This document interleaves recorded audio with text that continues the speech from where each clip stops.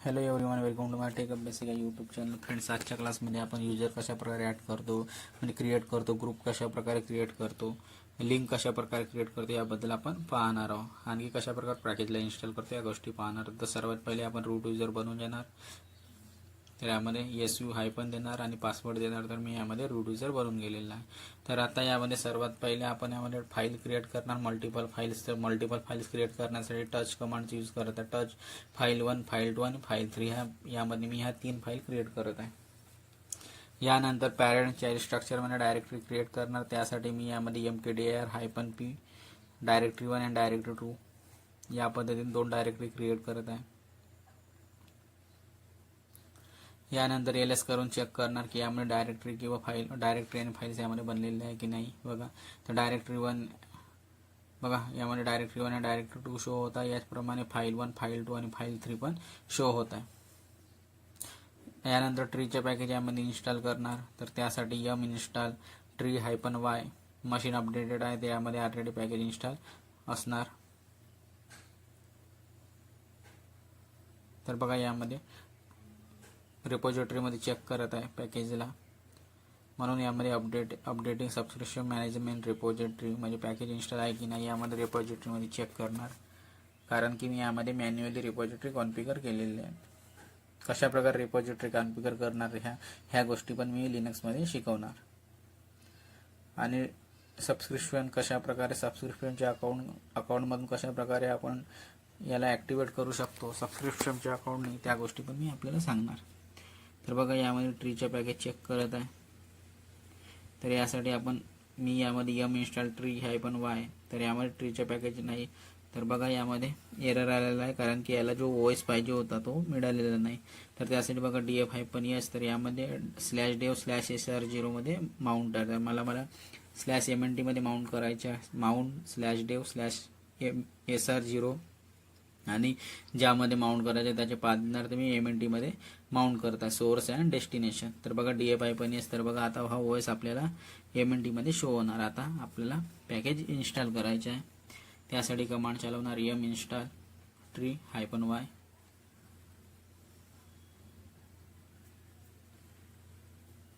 तर त्या रिपॉझिटरीमधून package install होऊन जाणार. तर बघा यामध्ये ॲपस्ट्रीम आणि बेस OS ठीक आहे, यामध्ये म्हणजे पॅकेज आपला इन्स्टॉल आहे. आता बघा install tree-y मशीन आपली अपडेटेड आहे ऑलरेडी. तर आता बघा ट्रीचे पण पॅकेज यामध्ये ऑलरेडी अवेलेबल आहे. आता यामध्ये ठीक आहे, स्टार्टिंगला mkdir म्हणजे यामध्ये यूज नाही केलं असतं तरी जमलं असतं, चाललं असतं. आता मला पॅरेंट चाइल्ड स्ट्रक्चर म्हणजे डायरेक्टरी क्रिएट करायची आहे. त्यासाठी मी कमांड यूज करणार mkdir-d directory x, directory y आणि डायरेक्टरी z म्हणजे डायरेक्टरी xच्या आतमध्ये मला डायरेक्टरी y पाहिजे आणि डायरेक्टरी z त्याच्या आतमध्ये मला क्रिएट करायची आहे. डायरेक्टरी एक्सच्या आतमध्ये डायरेक्टरी y आणि डायरेक्टरी yच्या आतमध्ये डायरेक्टरी z क्रिएट करायची आहे. त्यासाठी mkdir-p directory x, directory y आणि डायरेक्टरी z. यानंतर ls करणार. तर बघा यामध्ये आपल्याला सर्वच आपल्याला शो होत आहे. यामध्ये डायरेक्टरी एक्सच शो होणार, कारण की डायरेक्टरी एक्सच्या आतमध्ये y आहे आणि yच्या आतमध्ये z आहे. यामुळे यामध्ये आपल्याला डायरेक्टरी एक्सच शो होणार. आता आपल्याला युजर बनवायचे आहे. तर युजर बनवण्यासाठी मी थेरी पार्ट्समध्ये सांगितलं की युजर बनवण्यासाठी आपल्याला युजर ॲड कमांडचा यूज करतो आणि युजरचं नाव देत आहे नितेश. तर यामध्ये युजर ऑलरेडी बनलेला आहे, त्यामुळे ऑलरेडी एक्झिस्ट शो होत आहे. तर यामध्ये cat etc5wd मध्ये युजर चेक करणार की नितेश युजर बनलेला आहे की नाही. तर बघा cat etc5wd यानंतर यामध्ये बघा नितेश युजर ऑलरेडी बनलेला आहे आणि याच्या ग्रुप पण नितेश आहे आणि पहिलाच युजर बनवला आहे. तर 1001 यामध्ये ID म्हणजे 1000 नंतरची ID आपल्याला मिळालेली आहे. याचप्रमाणे आपल्याला ग्रुप बनवायचे. तर ग्रुप बनवण्यासाठी कमांड आहे ग्रुप ॲड आणि ग्रुपचे नाव देणार टेक अभ्यासिका.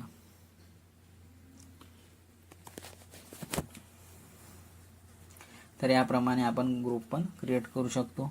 टेक_अभ्यासिका अभ्यासिका यामध्ये ये नाही दिलेला आहे अभ्यासिका नंतर, ठीक आहे. y नंतर ये नाही दिलेला आहे. त्यासाठी ग्रुप चेक करणार cat etc ग्रुप. तर यामध्ये बघा यामध्ये टेक अभ्यासिका ग्रुप बनलेला आहे. यामध्ये युजर पण दिसत आहे, कारण आपण युजरला कोणत्या ग्रुपमध्ये ॲड नाही केला आहे, तर याचा ग्रुप पण स्वतःहून बनवून जातो. बाय डिफॉल्ट ग्रुप स्वतःहून बनवून जातो. तर सिंगल युजर ग्रुपमध्ये ॲड करायचे आहे तर बघा यामध्ये ग्रुप बनले. नितेश युजर पण बनलेला आहे आणि टेक अभ्यासिका हा यामध्ये ग्रुप पण बनलेला आहे. ठीक आहे, ह्या गोष्टी यामध्ये आपल्याला शो होत आहे. सिंगल युजर ग्रुपमध्ये ॲड करायचे आहे तर त्यासाठी आपल्याला यामध्ये आणखी 2 युजर बनवावे लागणार. म्हणजे मी 2 युजर आणखी यामध्ये बनवत आहे. मला ते ग्रुपमध्ये मल्टिपल युजर पण ॲड करून दाखवायचे आणि सिंगल युजर कशाप्रकारे ॲड करता आहे या गोष्टी पण दाखवायचे. त्यासाठी युजर ॲड करण्यासाठी, युजर क्रिएट करण्यासाठी युजर ॲड कमांडचा यूज करणार. अजय आणि विकास हे 2 युजर मी यामध्ये क्रिएट करणार. यानंतर मला एक युजरला या ग्रुपमध्ये ॲड करायचे आहे, तर त्यासाठी मला या टेक अभ्यासिका ग्रुपमध्ये एक युजरला ॲड करायचे आहे, नितेश युजर. त्यासाठी कमांड चालवणार G5WD-E नितेश आणि त्या ग्रुपचे नाव टेक अभ्यासिका. यामध्ये मी वाय नंतर ए नाही दिलं, त्यामुळे मला यामध्ये एरर मिळाला आहे. बघा, डज नॉट एक्झिस्ट. तर का बरं? कारण की हा जो ग्रुप आहे तो यामध्ये एक्झिस्ट नाही करत, कारण की मी म्हटलं आहे की लिनक्स ही केस सेन्सिटिव्ह ऑपरेटिंग सिस्टम आहे. तर वाय नंतर ए मी ग्रुप क्रिएट करताना दिलेला नाही आहे. त्यामुळे मी यामध्ये पहिल्यांदा चेक करणार. चेक करून दाखवतो मी यामध्ये काय प्रॉब्लेम झाला तर. बघा, कॅट ETC ग्रुपमध्ये बघा टेक अभ्यासिकामध्ये मी वाय दिलेला नाही आहे. तर या पद्धतीने पण आपल्याला चेक करता आलं पाहिजे की का बरं आपल्याला एरर येत आहे. ठीक आहे, म्हणून मी यामध्ये असंच ठेवलेलं, कारण की आपल्याला ह्या गोष्टी माहिती पाहिजे. तर वाय नंतर हा ये नाही पाहिजे यामध्ये. तर बघा आता यामध्ये लिहून पण आलेलं आहे, adding user Nitesh to group tech Abhyasika. म्हणजे नितेश युजरला टेक अभ्यासिका या ग्रुपमध्ये ॲड केलेला आहे. यानंतर आपल्याला मल्टिपल युजरला ॲड करायचे आहे, तर त्यासाठी यामध्ये एच्या जागी आपण कॅपिटल एमची यूज करणार आणि त्या युजरचं नाव कॉमा देऊन मेन्शन करणार. तर मला अजय आणि विकासला टेक अभ्यासिका या ग्रुपमध्ये ॲड करायचे. तर बघ त्यासाठी कमांड येणार G5WD-M अजय कॉमा विकास आणि त्या ग्रुपचे नाव टेक अभ्यासिका. आणि यानंतर आपण चेक करणार.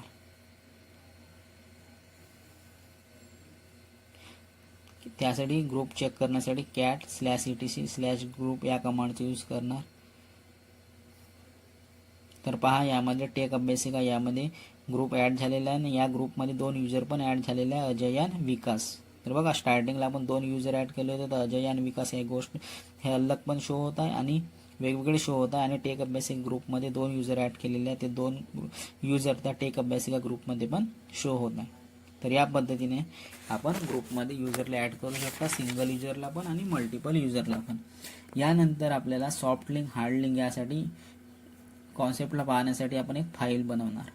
तर त्या फाईलमध्ये डेटा ॲड करणार. त्यासाठी cat:\file1 आणि यामध्ये मी डेटा ॲड करता हेलो गुड मॉर्निंग. आता आपल्याला माहिती असणार की कॅट कमांडने आपण डेटा फाईल क्रिएट करतो आणि चे यूज केलं तर त्या फाईलमध्ये आपण डेटा अपेंड करता म्हणजे ॲड करता. हेलो गुड मॉर्निंग आणि Ctrl+D देऊन आपण या फाईलमधून बाहेर येणार. बघा Ctrl+D. आता यामध्ये डेटा पाहणार, काय लिहिलं, काय ॲड केलं. त्यासाठी cat:file1. आता आपल्याला यामध्ये सॉफ्ट लिंक बनवायची आहे. सॉफ्ट लिंक बनवण्यासाठी मी कमांड सांगितलेलं आहे ln-s. ज्या गोष्टी मी थेअरीमध्ये सांगितल्या त्याच गोष्टी मी प्रॅक्टिकलमध्ये करून दाखवतो. ln-s आणि फाईलचं नाव फाईल1 पासून बनवत आहे. तर आणि या फाईलला एक नाव देणार सॉफ्ट लिंक फाईल 1. आता यामध्ये ls करणार आणि यानंतर बघा सॉफ्ट लिंक फाईल 1 यामध्ये सॉफ्ट लिंक आपल्याला जे सॉफ्ट लिंक आहे ती आपल्याला शो होत आहे. यामध्ये आपण सॉफ्ट लिंक बनवलेली आहे. यानंतर यामध्ये ls-l करणार. तर बघा सॉफ्ट लिंक फाईल 1 च्या समोर आपल्याला फाईल 1 शो होत आहे आणि इकडे या साईडला बघा परमिशनमध्ये l पण शो होत आहे. तर यारोनी पण आपल्याला माहिती होती की ही सॉफ्ट लिंक आहे म्हणून, आणि यामध्ये एलनी पण आपल्याला माहिती होती की सॉफ्ट लिंक आहे म्हणून सर्वात पहिला जो अल्फाबेट आहे तो आहे एल. ठीक आहे, तर या पद्धतीने आपण सॉफ्ट लिंक क्रिएट करू शकतो. सॉफ्ट लिंक म्हणजे शॉर्टकट, विंडोजमध्ये शॉर्टकट म्हणतो. तर बघा कलर पण आपल्याला शो होत आहे, कलरमध्ये शो होत आहे. आता यानंतर आपण डेटा पाहणार काय आहे या फाईलमध्ये. तर सॉफ्ट लिंक फाईल 1 पेस्ट करणार. तर बघा यामध्ये हेलो गुड मॉर्निंग शो होत आहे. आता या सॉफ्ट लिंकमध्ये काही डेटाला आपण ॲड करून पाहणार.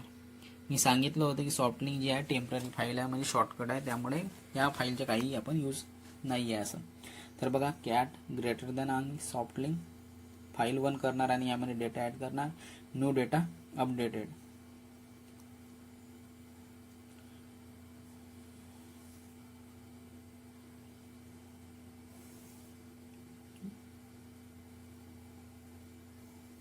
New data updated.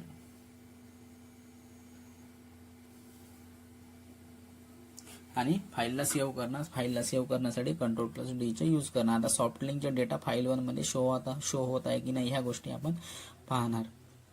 त्यासाठी आता सॉफ्ट लिंक मध्ये जो डेटा ऍड केला तो आपल्या ओरिजिनल फाईलमध्ये शो होत आहे का त्या गोष्टी आपण पाहणार. त्यासाठी कॅट फाईल 1. तर बघा फाईल 1 ही आपली ओरिजिनल फाईल आहे, तर यामध्ये आपला जो डेटा अपडेट केला तो यामध्ये शो होत आहे. सॉफ्ट लिंक मध्ये डेटा अपडेट केला तो फाईल 1 मध्ये पण शो होत आहे. बॅकएंड मध्ये शॉर्टकट मध्येच होऊन जाणार. शॉर्टकट म्हणजे त्या फाईलला फास्ट ऍक्सेस करण्याची जी मेथड आहे तेच सॉफ्ट लिंक आपलं काम करत आहे. जो सॉफ्ट लिंक मध्ये अपडेट करणार तो फाईल 1 मध्ये पण शो होणार, म्हणजे ओरिजिनल फाईल मध्ये शो होणार.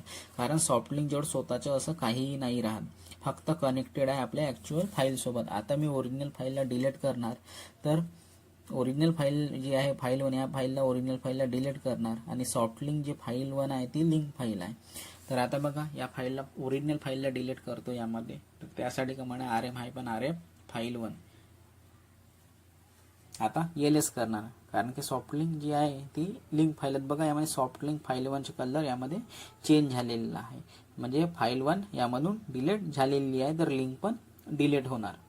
म्हणजे ही लिंक नॉन ॲक्सेसिबल आहे. आता जेव्हा ॲक्च्युअल फाईल डिलीट झाली तर सॉफ्ट लिंक राहणार नाही, फक्त आपल्याला शो होत राहणार, परंतु ही ॲक्सेसिबल नाही राहणार. हा सॉफ्ट लिंकचा कॉन्सेप्ट आहे.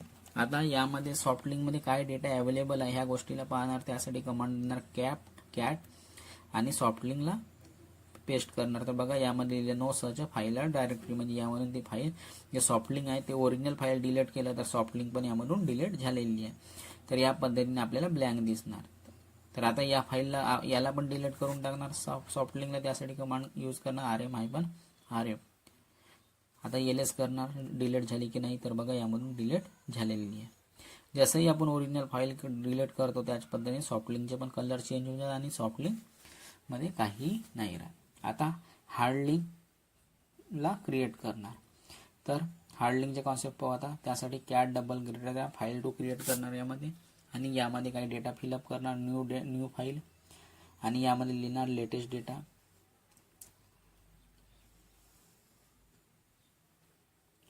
आणि Ctrl+D देऊन यामधून बाहेर येणार. हार्ड लिंक म्हणजे बॅकअप फाईल, म्हणजे डुप्लिकेट फाईल. तर बघा या कॉन्सेप्टला सॉफ्ट लिंकचे काहीही फायदा नाही. आता ln आणि फाईल 2, म्हणजे ज्यापासून हार्ड लिंक बनवायचे त्यासाठी ln देणार. फाईल 2 चे ज्यापासून फाईल बनवायची त्यापासून, आणि फाईलला नवीन नाव देणार हार्ड लिंक 2. तर यामध्ये हार्ड लिंक क्रिएट होऊन जाणार. आता यामध्ये ls करणार, तर यामध्ये आपल्याला हार्ड लिंक शो होणार. बघा हार्ड लिंक 2 शो होत आहे, परंतु यामध्ये कलर शो नाही होत आहे, फाईल प्रमाणे शो होत आहे, बॅकअप फाईल प्रमाणे. आता यामध्ये ls-l करणार. बघा फाईल प्रमाणे शो होता व्हाईट कलर मध्ये. आता ls-l करणार. बघा फाईल प्रमाणेच आपल्याला शो होणार. यामध्ये ॲरो वगैरे काही शो नाही होणार. बघा ls-l. तर बघा यामध्ये हार्ड लिंक 2 बघा ठीक आहे, आणि फाईल प्रमाणेच यामध्ये डॅश शो होत आहे आणि व्हाईट कलर मध्येच फाईल मध्ये शो होत आहे. म्हणजे यामध्ये यल वगैरे काही शो नाही होणार, नॉर्मल फाईल प्रमाणेच यामध्ये शो होत राहणार. बघा डॅश शो होत आहे आणि व्हाईट कलर मध्येच आपल्याला फाईल प्रमाणे सर्व कॉन्सेप्ट शो होत आहे. तर हार्ड लिंक ही काही लिंक नाही आहे, ही बॅकअप फाईल आहे. फाईल प्रमाणेच दिसणार आणि फाईल प्रमाणे ट्रीट होणार. आता बघा डेटा बघणार यामध्ये, ठीक आहे, कॉपी केलं तर ते पूर्ण हे झाले, ठीक आहे. आता कॅट हार्ड लिंक 2 शो करणार, तर आपल्याला तोच डेटा आपल्याला शो होणार. हार्ड लिंक 2 चुकीच्या टाईप झालं. तर बघा यामध्ये आपल्याला सेम डेटा शो होणार. बघा न्यू फाईल लेटेस्ट डेटा. आता हार्ड लिंक मध्ये काही अपडेट करतो. तर या हार्ड लिंकचा फायदा काय आहे की ओरिजिनल फाईल डिलीट झाली तरी आपण डुप्लिकेट फाईल म्हणून डेटाला रिकवर करू शकतो, म्हणजे बॅकअप फाईल आहे किंवा डुप्लिकेट फाईल असं समजा. कॅट डबल ग्रेटर दॅन 2 यामध्ये काही मी डेटा ऍड करतो.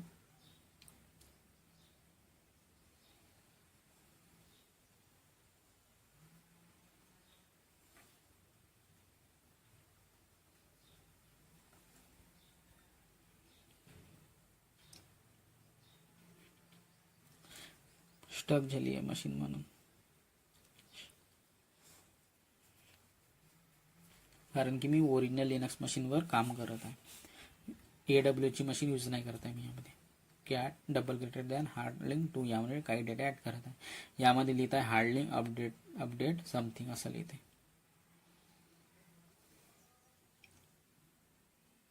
अपडेट समथिंग आणि कंट्रोल प्लेट देऊन बाहेर येणार. तर बघा आता या डेटाला ॲक्च्युअल फाईलमध्ये चेक करणार, जे ओरिजिनल फाईल आहे त्यामध्ये चेक करणार. त्यासाठी कमांड आहे कॅट आणि ओरिजिनल फाईलचे नाव file2.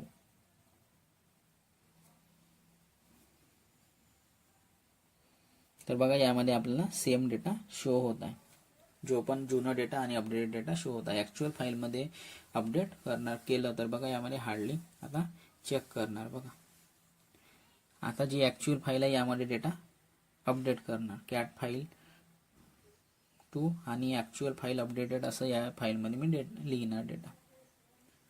तर जो डेटा आपल्याला हार्डलिंकमध्ये दिसणार तोच डेटा आपल्याला ओरिजिनल फाईलमध्ये पण शो होणार आणि ओरिजिनल फाईल पण डिलीट करणार तर आपल्याला जे हार्डलिंक आहे त्यामध्ये आपल्याला डेटा शो होऊन जाणार, म्हणजे सेम डेटा शो होणार. तर बघा आता हार्डलिंक चेक करणार, ओरिजिनल फाईलमध्ये डेटा अपडेट करायचा, आता हार्डलिंकमध्ये चेक करणार. तर बघा आपल्याला डेटा सेम शो होणार यामध्ये पण. तर बघा सेम डेटा शो होत आहे. तर जो हार्डलिंकमध्ये आपले लिहिणार तो ॲक्च्युअल फाईलमध्ये शो होणार आणि जो ॲक्च्युअल फाईलमध्ये डेटा आहे तो हार्डलिंकमध्ये शो होणार. दोन्ही एकमेकाचे बॅकअप आहे यामध्ये पुन्हा दुसऱ्या फाईलमध्ये डेटा अपडेट नाही करावं लागणार, आपोआप डेटा अपडेट होत जातो. जेव्हा ओरिजिनल फाईलमध्ये डेटा अपडेट करतो तेव्हा हार्डलिंकमध्ये अपडेट होऊन जातो, म्हणजे बॅकअप फाईलमध्ये अपडेट होऊन जातो, आणि बॅकअप फाईलमध्ये डेटा अपडेट करतो तेव्हा ओरिजिनल फाईलमध्ये डेटा अपडेट होऊन जातो. आता मी एक फाईलला डिलीट करणार, तर फाईल डिलीट करणार, ओरिजिनल फाईल डिलीट करत आहे RM file2. तर बघा यामध्ये आपल्याला file2 डिलीट झालेली आहे. आता हार्डलिंक चेक करतो तर काय हार्डलिंक डेटा शो होत आहेत. बघा यामध्ये आपल्याला हार्डलिंक 2 शो होत आहे, म्हणजे ओरिजिनल फाईल डिलीट झालेली आहे यामधून file2. हार्डलिंक चेक करणार तर हार्डलिंकमध्ये जो डेटा ॲक्च्युअल डेटा होता तो आपल्याला शो होत आहे. तर यामध्ये जसंच्या तसंच आपल्याला डेटा शो होत आहे, म्हणजे आपली ओरिजिनल फाईल डिलीट झाली तरी आपण बॅकअप फाईल आपली ॲज इट इज राहणार आणि याच्या आपण फ्युचरमध्ये यूज करू शकतो डेटाला रिकवर वगैरे काही कोणती गोष्ट काम करण्यासाठी. तर आता हार्डलिंकचे पण कॉन्सेप्ट समजलं असणार की सॉफ्ट लिंकचे यूज काय आणि हार्डलिंकचे यूज काय, ह्या गोष्टी समजल्या असणार. आता आपण टार कमांडचे यूज करणार. यामध्ये ट्रीचे बघून घेणार. बघा ट्री स्ट्रक्चर आपल्याला शो होत आहे. आता आपल्याला टार म्हणजे मल्टिपल फाईलला अगर आपल्याला सिंगल फाईल बनवायची आहे त्यासाठी आपण टार कमांडचे यूज करतो. तर बघा यामध्ये टार -cv म्हणजे 3 फाईलला मला, म्हणजे या तिन्ही डायरेक्टरीला मला एक बनवायचे आहे, त्यासाठी टार -cv डायरेक्टरी x डॉट टार या नावाने मला बनवायची आहे आणि डायरेक्टरी x. तर बघा यामध्ये पूर्ण डायरेक्टरी स्ट्रक्चर शो होतात. ls करणार तर यामध्ये डायरेक्टरी x आणि डायरेक्टरी x डॉट टार यामध्ये आपल्याला शो होणार. आता मला डायरेक्टरी एक्सची गरज नाही तर या फाईलला मला डिलीट करायची आहे. तर टार फाईल कलरमध्ये आपल्याला यामध्ये शो होतं डायरेक्टरी एक्स डॉट टार. बघा रेड कलरमध्ये शो होतं. आता ls-l करणार तर याचे बघा 10,240 जो साईज आहे तो आपल्याला शो होता डायरेक्टरी एक्स डॉट टारचं.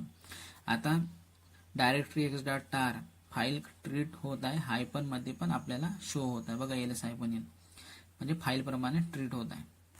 आपण कधीही झिप फोल्डर नाही म्हणा, झिप फाईल म्हणतो. जेव्हा पण आपण खूप फाईल फोल्डरला एक बनवून देतो त्याला आपण झिप फाईल म्हटलं जाते. सिमिलरली ही टार फाईल आहे, डायरेक्टरीला कंबाईन करून बनवलं तरी ही फाईल नुसारच ट्रीट होणार. आता या फाईलला कॉम्प्रेस करायचे आहे, तर कॉम्प्रेस करायचं म्हणजे या फाईलचा जो साईज आहे 10,240 याला आपल्याला कमी करायचे आहे. त्यासाठी कमांड आहे gzip आणि त्या डायरेक्टरी एक्स डॉट टार हा आपल्याला नाव द्यावं लागेल जो कॉम्प्रेस केला होता तो. आता यानंतर ls करणार तर याचे एक्सटेन्शन पण चेंज होऊन जाणार, gz लास्टला लागणार. बघा डायरेक्टरी एक्स डॉट टार gz. आता ही फाईल कॉम्प्रेस झालेली आहे. आता याचा साईज चेक करणार ls-l कमांडने. तर बघा 153 याचं साईज झालं आहे, जे की पहिले 10,243 एवढं होतं, 240 एवढं होतं. बघा तो पण ते जुनं साईज पण दाखवतो. बघा 10,240 होतं आणि आता जे कॉम्प्रेस होऊन जो साईज झालेला आहे तो खूप कमी झालेला आहे 153 बाईट्समध्ये. ठीक आहे. फ्युचरमध्ये या फाईलला आपल्याला अनकॉम्प्रेस करायचे आहे. म्हणजे पुन्हा त्याच साईजमध्ये आणायचे आहे 10,240 मध्ये. तर त्यासाठी यामध्ये कमांड आहे जी अनझिप. तर त्या गोष्टी पण आपण करून घेऊ. आपण त्या जुन्या साईजमध्येच आपण फाईलला अनकॉम्प्रेस करू, म्हणजे ओरिजिनल साईजमध्ये आणू. तर त्यासाठी कमांड आहे जी अनझिप डायरेक्टरी x.tar gz.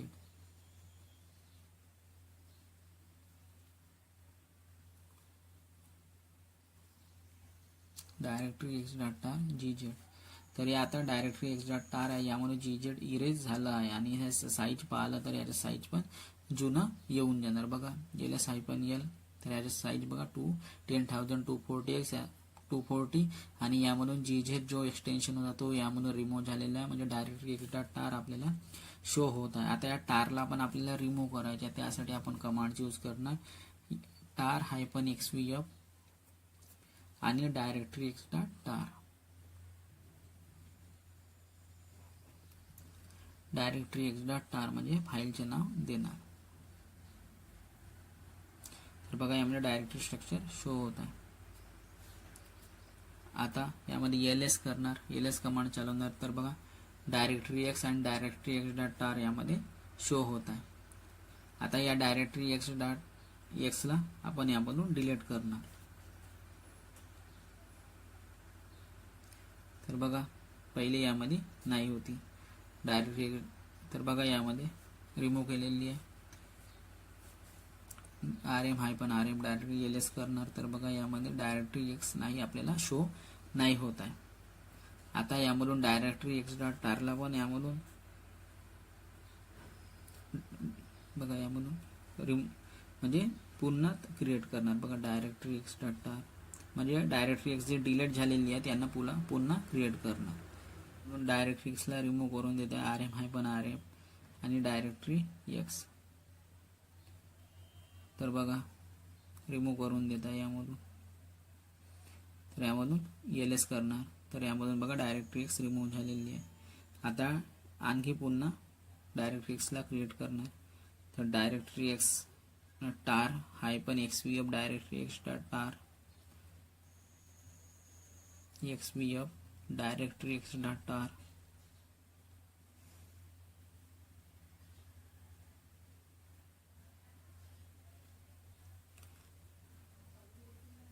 म्हणजे टार फाईल क्रिएट करायचं. आता यामध्ये ls करणार. तर बघा आपल्याला यामध्ये डायरेक्टरी x आपल्याला शो होत आहे आता. ठीक आहे. तर यामध्ये डायरेक्टरी x.tar पण शो होत राहणार आपल्याला वाटते. तर आपण याला पण आता यामधून डिलीट करू शकतो.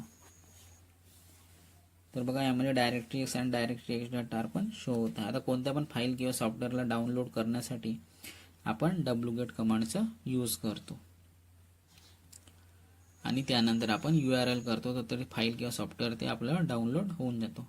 तर डाउनलोड करण्यासाठी wget कमांडचा यूज करतो. यामध्ये फक्त मी सांगत आहे wget आणि URL पेस्ट करायचे, तर तो जो सॉफ्टवेअर आहे तो डाउनलोड होऊन जाणार. ह्या गोष्टी मी फक्त यामध्ये सांगत आहे. ठीक आहे. चुकीने एंटर प्रेस करून झालं त्यामुळे असं प्रॉब्लेम येत आहे. ठीक आहे. वापस येऊन गेलो रूटमध्ये. आता आपल्याला कोणत्या सॉफ्टवेअरला इन्स्टॉल करायचे, तर त्यासाठी कमांड आहे yum-install-y देणार. स्टार्टिंगला पण देऊ शकतो किंवा नंतर पण पॅकेज नावच्या नंतर पण आपण y देऊ शकतो. त्यामध्ये HTTPD पॅकेज इन्स्टॉल करतं त्यासाठी yum-install-y HTTPD देणार. तर यामध्ये HTTPD पॅकेज यामध्ये इन्स्टॉल होऊन जाणार. तर पहा यामध्ये HTTPD पॅकेज ऑलरेडी इन्स्टॉल आहे रिपॉझिटरीमध्ये, त्यामधून त्यांनी उचलून घेतलेलं आहे. तर या पद्धतीने आपण पॅकेजला इन्स्टॉल करू शकतो. आता बघणार यामध्ये कुठे आहे HTTPD पॅकेज, कोणत्या लोकेशनवर आहे, त्यासाठी कमांड आहे विच. तर बघा /user/sbin/htdbd या लोकेशनमध्ये HTTPD पॅकेज आहे. ls करणार. त्यामध्ये पूर्ण फाईल्स अँड डायरेक्टरी शो होणार. आता सर्वांना यामधून रिमूव्ह करायचे आहे. आता जिथपर्यंत कमांड चालवले आतापर्यंत आजच्या प्रॅक्टिसमध्ये सर्वांना रिमूव्ह करा. त्यासाठी कमांड यूज करणार rm-rm स्पेस देणार आणि स्टारचे यूज करणार. तर यामधून सर्व कमांड वगैरे सर्व डिलीट होऊन जाणार. ls करणार. तर यामध्ये आता काहीही आहे नाही, सर्व डिलीट झालेलं आहे. आता नंतर विच ट्री पाहणार. तर बघा यामध्ये आपल्याला काहीही शो नाही होणार. विच HTTPD बघा. तर बघा /user/sbin/htdbd या लोकेशनमध्ये अवेलेबल आहे म्हणून पॅकेज शो होत आहे. आता कॅट फाईल 3 करणार तर फाईल डिलीट झालेली आहे, यामधून know search file and directory यामध्ये शो होतात. तर या पद्धतीने आपण फाईल सर्व डेटाला आपण डिलीट करू शकतो. तर फ्रेंड्स, या व्हिडिओमध्ये एवढंच. Bye bye.